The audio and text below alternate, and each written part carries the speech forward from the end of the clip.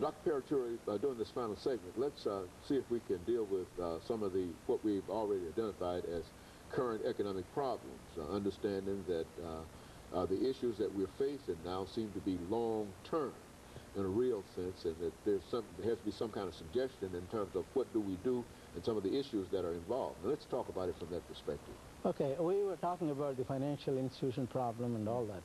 One of the important things which the Fed should do is regulate lot more stringent regulations for these bankers and also other financial institutions.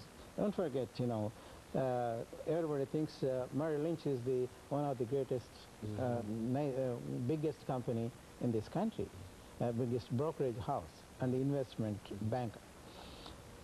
If you look at it, very recently they have written off billions and billions of dollars as tax losses, along with the other major financial institutions. Whether you take a look at your neighborhood bank or the Bank of America or any one of these, Wachovia, which we have in this town, look at their losses. They are all enormous.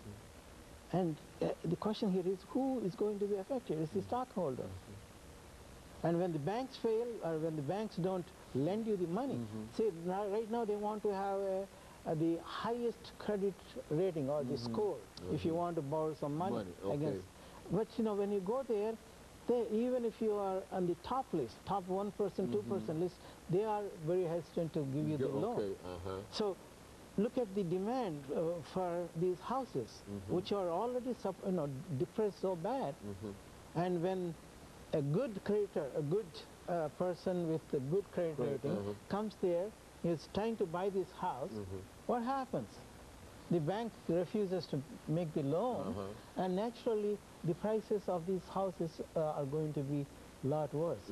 In places like Arizona, Nevada, California, there are some buses, tourist buses going around these houses on the block. Auction block. So what happens here, and I hope it does not come to our side, that bad. Even here in Nashville, they have not really done any better.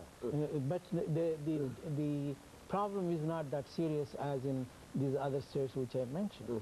Would it be correct to say that if they're looking for confidence, it seems that the way the economy is now, that it's difficult for folks to not only get credit in order to purchase these houses, but it's also difficult for folks to believe that nothing will happen once they purchase these houses. Yes, one of the important things is the confidence, the expectation of future incomes.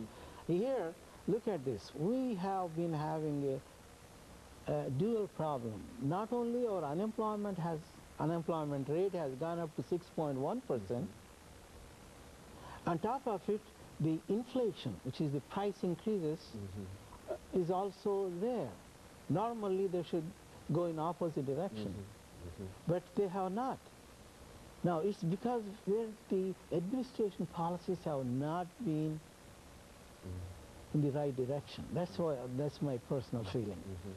So what we have to do is something to make sure we suppress this price increases. Today, if you have bought a gasoline, for example, number of gas stations they have closed. They are selling only the premier gasoline and at an enormously high price. And if there is a shortage, or whether it is real or imaginary, or created by these three major oil companies, you and I, as consumers, do not have much choice.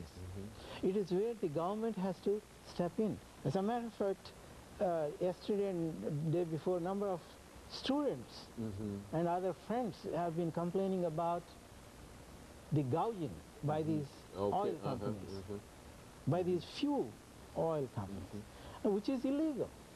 But the question here is, are we going to enforce the laws on these few individuals, or is the system itself is bad, especially the control these three companies have on you and I, the consumer.